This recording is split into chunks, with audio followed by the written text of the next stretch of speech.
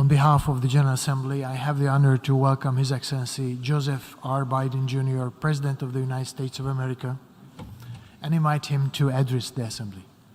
Thank you.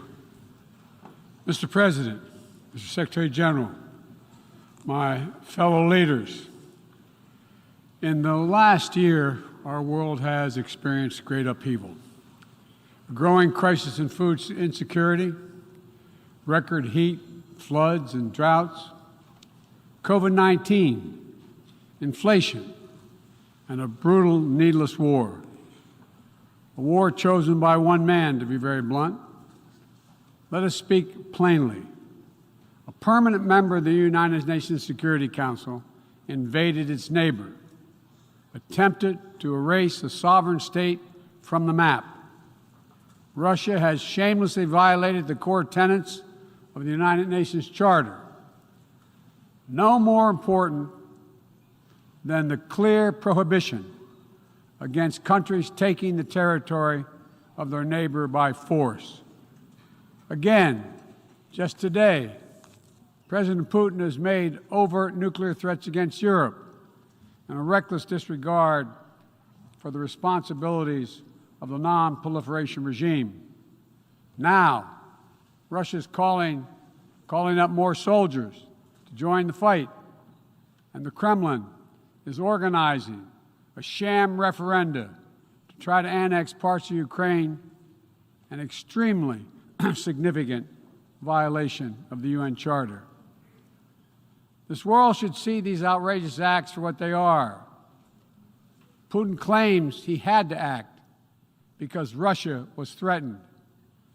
But no one threatened Russia, and no one other than Russia sought conflict. In fact, we warned it was coming, and with many of you we worked to try to avert it. Putin's own words make his true purpose unmistakable. Just before he invaded, Putin asserted, and I quote, "Ukraine was created by Russia and never had, quote, real statehood." And now we see attacks on schools, railway stations, hospitals, on centers of Ukrainian history and culture. In the past, even more horrifying evidence of Russia's atrocity and war crimes. Mass graves uncovered in Izium, bodies, according to those who excavated those bodies, showing signs of torture. This war is about extinguishing Ukraine's right to exist as a state, plain and simple, and Ukraine's right to exist as a people.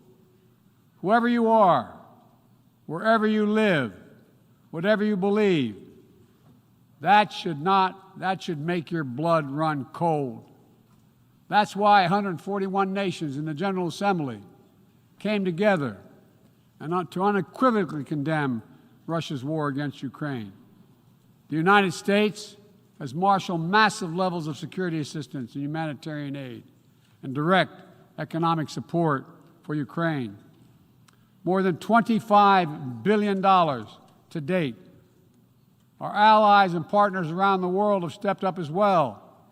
And today, more than 40 countries represented in here have contributed billions of their own money and equipment to help Ukraine defend itself. The United States is also working closely with our allies and partners to impose costs on Russia, to deter attacks against NATO territory, to hold Russia accountable for the atrocities and war crimes.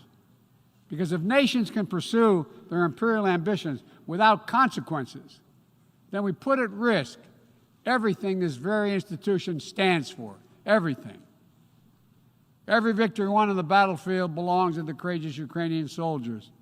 But this past year, the world was tested as well.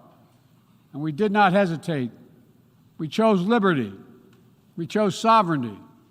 We chose principles to which every party to the United Nations Charter is beholding.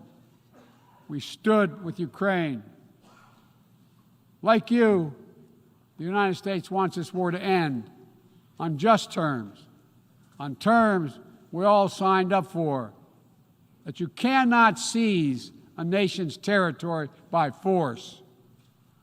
That the only country standing in the way of that is Russia. So, the body who's determined to uphold the principles and beliefs we pledge to defend as members of the United Nations must be clear, firm, and unwavering in our resolve. Ukraine has the same rights that belong to every sovereign nation. We will stand in solidarity with Ukraine. We will stand in solidarity against Russia's aggression, period. Now, it's no secret that in the contest between democracy and autocracy, the United States and I, as President, champion a vision for our world that's grounded in the values of democracy.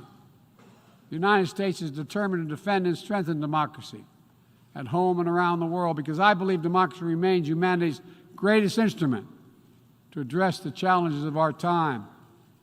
We're working with the G7 and like-minded countries to prove democracies can deliver for their citizens, but also deliver for the rest of the world as well.